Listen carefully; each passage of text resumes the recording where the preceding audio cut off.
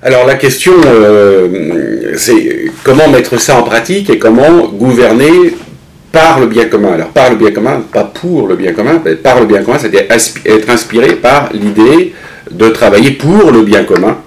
Donc, si je traduis ça de manière opérationnelle, il faut déjà que je définisse les niveaux d'intervention, de l'État central et jusqu'au niveau opérationnel. Donc, l'État, comment je conçois l'État? Est-ce que je conçois l'État comme simplement une superstructure de gestion? Donc là, si je suis dans l'économisme, l'économie dominante néoclassique va considérer que l'État est un simple gestionnaire d'infrastructures et que moins il en fait, mieux c'est. Il va gérer les infrastructures nécessaires à la mondialisation et si possible les externaliser le plus possible. Les chemins de fer, mais à condition qu'on les externalise, les ports, mais à condition qu'on les donne à des autorités autonomes, etc. etc. Bon. Si je considère au contraire que l'État est non pas le bien commun, mais est au service du bien commun, parce que personne ne peut se confondre avec le bien commun, ce qui est aussi une des difficultés qu'on a dans la tradition juridique française, où l'État est l'intérêt général, mais c'est pas forcément le bien commun. Ou alors si c'est le bien commun, il va se confondre comme finalité. Et servir le bien commun, ça peut pas être obéir à l'État. Donc c'est comment l'État organise tous ces processus de délibération et d'organisation au service du bien commun. Comment l'État se conçoit comme un architecte au service du bien commun. Alors un architecte, c'est penser l'ensemble de la société, les interactions, les rôles entre les acteurs, ce que doit faire la puissance publique, ce que doivent faire les citoyens, ce que doivent faire les entreprises, et comment je vais interagir, de manière à ce qu'on n'arrive jamais à un optimum. Ça, il n'y a que les positivistes pour penser qu'on peut arriver à un système optimal, mais on arrive à quelque chose qui est, je reprends les termes d'Herbert Simon, qui est satisfaisant, qui est adéquat, c'est-à-dire je ne sais pas le mieux, mais ça marche et ça me convient au regard des objectifs que je me suis fixés. Bon, donc ça c'est un nouveau savoir-faire à développer. Ensuite il y a les territoires. Les territoires, pareil, je peux le concevoir uniquement comme un gestionnaire d'infrastructures. Bon, il va faire des zones industrielles, il va gérer des TER, et c'est pas un lieu de vie. Or, un territoire, c'est un lieu de vie. Ça, dans les débats qu'on a aujourd'hui sur l'aménagement territorial en France, on considère uniquement le territoire comme un espace technique d'organisation. Donc on dit on va rationaliser. Donc on va supprimer les communes, donc on va supprimer les départements, on va faire des grandes régions. Quand on s'aperçoit ce qui se passe au niveau des régions, on voit que les régions, ça ne correspond pas à des identités vivantes. Les gens se sentent savoyards, hauts savoyards. Si on est de la Yaute, on n'est pas de la Basse. On a vu ce que ça a donné dans le Haut-Rhin et le Bas-Rhin. C'est pas parce que c'est le Rhin qu'on va en faire qu'un seul. Non, il y a des identités. Et qui sont des identités vivantes, qui correspondent à une histoire, qui correspondent à une richesse culturelle. Et on ne se sent pas rhône-alpin. Ça n'y a pas d'identité rhône-alpine. Alors, notamment dans l'administration, quand on a régionalisé les services, on s'aperçoit que les services sont aveugles. Ils n'ont plus les capteurs territoriaux. Quand j'étais en préfectoral, le lundi matin, je recevais il y avait la réunion de service avec le directeur des renseignements généraux, le commandant de légion de gendarmerie, la police, le directeur des polices urbaines. Bon, on savait, puis on connaissait la réalité de la vie du territoire. Donc, en centralisant ça au niveau de la région, on perd ces capteurs territoriaux. Et on manque de relais. Alors on va après multiplier à nouveau les instances, on remet des structures qui se surajoutent, et ça donne ce qu'on appelle en France le millefeuille administratif, où il faut coordonner la verticalité de l'État et l'horizontalité des collectivités territoriales avec des responsabilités enchevêtrées. Alors il faut arriver à redéfinir ce que c'est qu'une identité territoriale. Il y a des territoires pertinents, des territoires qui ont des réalités vivantes. Si on fait un schéma régional de santé, par exemple, je travaille sur celui de la Bourgogne, on va s'apercevoir que les pathologies liées à l'alcoolisme, ils ne s'arrêtent pas à la frontière administrative de la Bourgogne. Donc on a inventé la notion de territoire contigu. Donc il y a des territoires pertinents au regard d'une problématique et qui ne seront pas les mêmes. Si j'ai eu une thèse sur le management territorial de l'eau, on s'aperçoit qu'il y a des identités, il y a des histoires qui sont liées alors à des conditions géographiques, la notion de bassin versant, mais qui sont liées aussi à des modes de gestion de l'eau qui remontent alors là très très loin dans l'histoire. Et je ne peux pas décider de tout fondre ça dans des grands machins, parce que ça ne marchera pas. Donc comment redéfinir cette articulation? Là, on a les travaux très intéressants d'Elinor Ostrom sur la gouvernance des biens communs, là au pluriel, mais qui montrent qu'il y a besoin d'une gouvernance polycentrique, c'est-à-dire s'il ne faut surtout pas chercher à tout rationaliser. C'est très bien qu'il y ait des zones de recouvrement, ce qu'un rationalisateur ne supportera pas, qu'il y ait des gens qui font la même chose, mais pas de la même manière. Et ça permet d'avoir du flou, ça permet d'avoir du mou, qui permet aux institutions, aux organisations de s'ajuster. Donc tout ça, c'est la dynamique du local, c'est-à-dire le global, et le local. Donc comment faire interagir ça? Ce dont on s'aperçoit, alors je prends l'exemple des pôles de compétitivité, c'est intéressant. Si je regarde les pôles de compétitivité ici, de l'administration centrale, qu'est-ce que je vais regarder? Je vais regarder le pôle de compétitivité comme structure administrative. C'est une association à but non lucratif dans laquelle il y a 4-5 salariés. Il n'y a pas grand monde dans un pôle, dont 2 tiers de retraités qui travaillent bénévolement. Donc il n'y a pas grand-chose. Mais un pôle, c'est un réseau. Après, parce qu'il y a des gens qui font des projets, donc c'est des réseaux d'entreprises, c'est des réseaux d'experts, c'est des réseaux de financement, donc il y a énormément de monde. Donc, et comment je vais parvenir à normer, à définir la vie de cet ensemble? Si je le fais depuis le centre, je ne peux pas. Parce que je ne vais pas comprendre. Parce qu'il y a ces réseaux institutionnels, d'abord ils ne sont pas institutionnels, ils vont émerger, et un pôle il va fonctionner que s'il fait émerger des institutions, c'est-à-dire qu'il y a des règles, à force d'avoir des interactions, les gens vont s'apercevoir qu'il y a des règles qui fonctionnent, qui sont nécessaires, et des règles qui ne fonctionnent pas. C'est le caractère émergent des institutions. Donc l'État architecte, c'est cet État qui va comprendre comment stimuler dans les territoires des processus apprenants pour faire émerger des institutions. Et par exemple, quand je dis il y a 71 pôles de compétitivité aujourd'hui, bon, tout le monde veut son pôle de compétitivité, il est évident qu'il n'en restera pas 71. Et parce qu'il y a simplement, dans certains endroits, la mayonnaise va prendre, il y aura des réseaux d'acteurs qui auront fait émerger des finalités communes, du bien commun, des institutions, et puis d'autres cas où simplement les gens ils sont venus là parce qu'il y avait un guichet, il y avait des sous, mais bon, il n'y a pas eu d'interaction, il n'y a pas eu émergence de sens, donc le pôle n'a pas lieu d'être. Même chose quand on raisonne sur les réseaux de l'administration. On essaye de faire de l'administration intelligente, de faire de l'administration étendue, donc il comprend également ses fournisseurs. Mais c'est pas parce que l'administration est très décentralisée, elle a des correspondants locaux, que ça fait un réseau. Parce que ce réseau, il ne communique pas forcément. Donc il faut arriver à structurer ces réseaux. Par exemple, on a bien avancé sur le réseau des conseillers du commerce extérieur de la France, qui sont des gens, qui sont dans les entreprises et qui vont aider à la pénétration des entreprises françaises sur les marchés étrangers.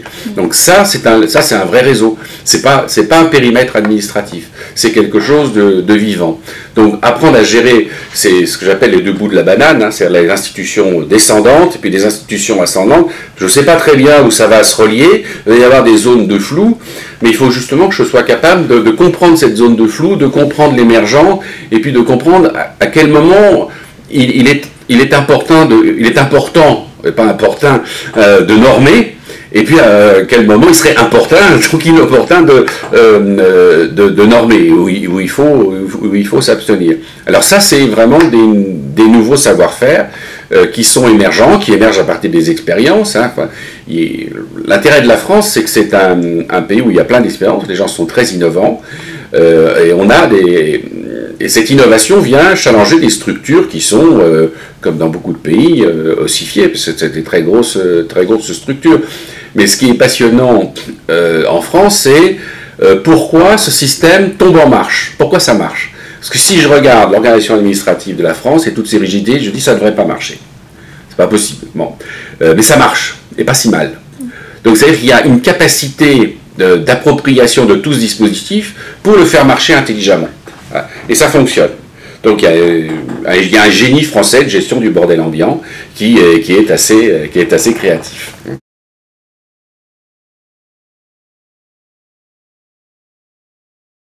Alors le changement, c'est comment piloter ce changement, comment faire du changement une ressource. Là, Machiavel avait tout compris, puisque vous savez, Machiavel avait dit la dynamique des institutions, de l'État, c'est le hasard, parce qu'il représentait la fortuna, le hasard. 50% de nos actions sont guidées par le hasard. Le hasard, c'est l'incertitude qu'il représentait par... c'était une femme, naturellement, une femme de tous les péchés, la fortuna. Et en face, il y avait la corruption des institutions, c'est-à-dire, pas au sens matériel du terme, mais au sens moral. C'est-à-dire ces institutions qui étaient plus capables d'apprendre. Face à la fortuna, qui vont introduire sans arrêt de l'instabilité, est-ce que j'ai de la capacité d'apprentissage ?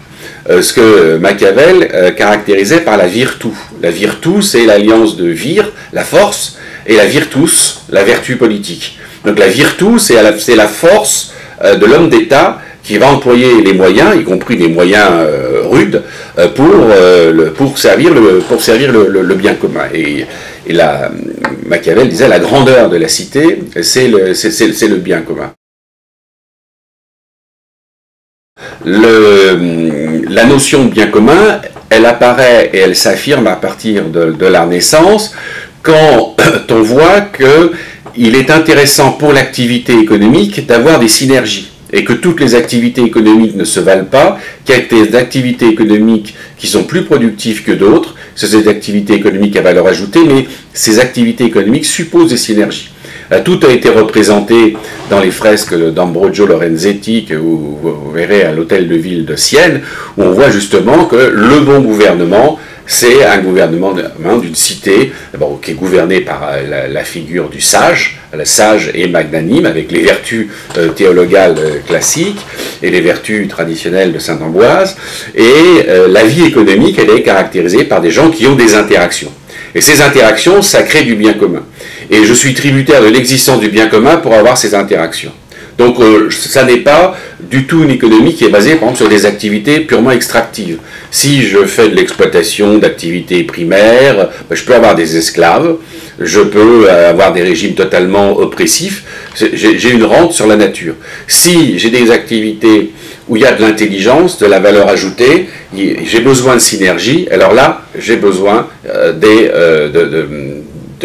d'institutions qui vont s'intégrer, s'imprégner du principe du bien commun. C'est-à-dire que le développement institutionnel, c'est fait avec le développement économique. C'est le développement économique qui a amené le développement institutionnel. C'est pas du tout le contraire. Aujourd'hui, quand on dit au pays du tiers-monde, adoptez des institutions démocratiques et vous vous développerez, c'est un mensonge éhonté. Ça ne s'est jamais produit dans l'histoire. Nous venons de pays qui étaient au départ des dictatures, qui étaient des monarchies, des dictatures, plus ou moins éclairées. Louis XIV, c'était le despotisme éclairé. Colbert a fait un excellent travail. Bon, mais c'était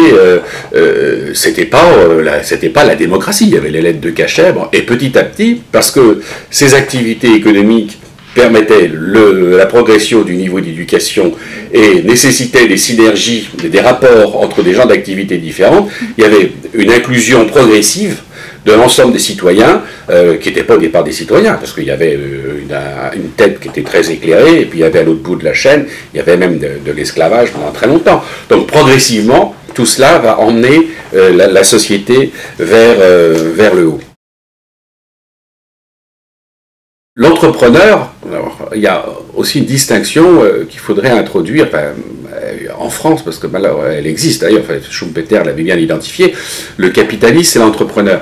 Le capitaliste, c'est avant tout un entrepreneur. C'est quelqu'un qui a une idée et qui se projette, qui s'investit dans cette idée, mais sans espoir de gain. Pour un entrepreneur qui réussit, il y en a 100 qui échouent.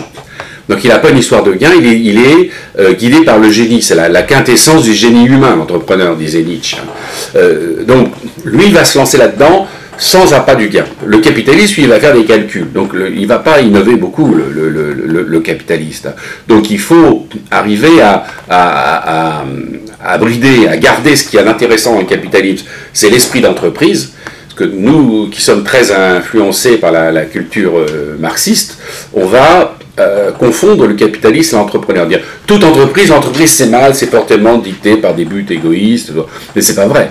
C'est pas vrai. L'entreprise, si je la conçois comme une communauté qui est régie par un bien commun, comme un terrain d'aventure où on va créer des expériences ensemble, où on va se développer, quand on a redressé la sidérurgie, qu'on a redressé l'automobile, etc., on a réinventé l'entreprise en mobilisant ses ressources internes. On n'avait pas des raisonnements économiques, on ne cherche pas à extraire de la plus-value, on avait des conventions entre la haute direction et les syndicats pour faire des efforts économiques et pour répartir ensuite les fruits de cet effort économique. Il y avait des consensus conflictuels. Et le conflit est parfaitement nécessaire, mais le conflit doit aboutir à des consensus. C'est Guizot expliquait en 1828, 20 ans avant Marx, que ce qui a fait la force de l'Europe, c'est la lutte des classes. Parce qu'aucune classe n'avait gagné. Il y a toujours eu la lutte des classes, et en se confrontant, elles étaient obligées de parvenir à un accord. Alors qu'en Asie, par exemple, c'est le pouvoir impérial qui a gagné et qui a tout congelé. Dans le monde arabo-musulman, c'est pareil, tout s'est congelé. Donc il n'y a pas eu d'évolution institutionnelle. Le bien commun, c'est pas une vision bisounours du monde, on s'embrasse tous sur la bouche, etc. Non, il y a des conflits. Mais ces conflits, ils sont inspirés par... quand j'étais dans la sidérurgie, c'était clair qu'on avait des syndicats durs, ils nous avaient collé une usine à 1 avenue Lénine. Bon, c'était dur, mais il y avait un patriotisme d'entreprise. Jamais ils auraient mis en cause l'identité de l'entreprise. Il y avait au moins un bien commun matériel qui était l'existence de l'entreprise, que jamais on remettrait en cause. L'outil de travail, c'était quelque chose qui avait un statut quasiment sanctifié. Il n'y avait pas de bris de l'outil de travail, il n'y avait pas de ludisme. Bon. Donc il y avait cette appartenance, ce patriotisme d'entreprise qui était parfaitement bien intégré. Ces composantes, on va les retrouver à tous les niveaux, au niveau de l'État, au niveau de l'entrepreneur, au niveau des territoires. Hein. Et si on partage cette culture qui est à la fois un contenu, un processus et un sens, un contenu, c'est-à-dire il faut être capable de reconnaître, de se mettre devant les faits et d'étudier les faits. Ça a l'air d'être un truisme, mais c'est pas du tout évident, parce qu'on va regarder les faits au travers de prismes idéologiques. Bon. Est-ce que les fonctionnaires sont trop payés, pas assez payés, mal payés? Est-ce que le système de retraite... Je vous dis, voilà, on vous dit aujourd'hui, les retraites sont calculées sur les 6 derniers mois et les autres sur les 25 années. Ah, c'est injuste, mais vous comparez des choses pas comparables. Donc, commençons par regarder les faits. On voit que c'est très très difficile déjà de regarder les faits. Donc, comment... on comprend les processus qui vont produire ces faits, et puis le sens. D'abord, se mettre d'accord, est-ce que cette notion de bien commun existe? Dans quelle société on veut vivre? Est-ce qu'on veut vivre dans une société de sauvages? La réponse peut être oui. Il y a beaucoup de gens qui vont vous répondre oui. Moi, non. Donc, je n'ai pas envie. Et donc, j'ai envie de construire comme ça. Et je sais que, par expérience, par tradition philosophique, par l'expérience, tous les apports de la philosophie classique depuis le XIIIe siècle, c'est ce qui a fait la prospérité des nations. Il n'y a pas une nation prospère sans cette notion de bien commun et les processus délibératifs qui vont avec. Merci Claude Roger.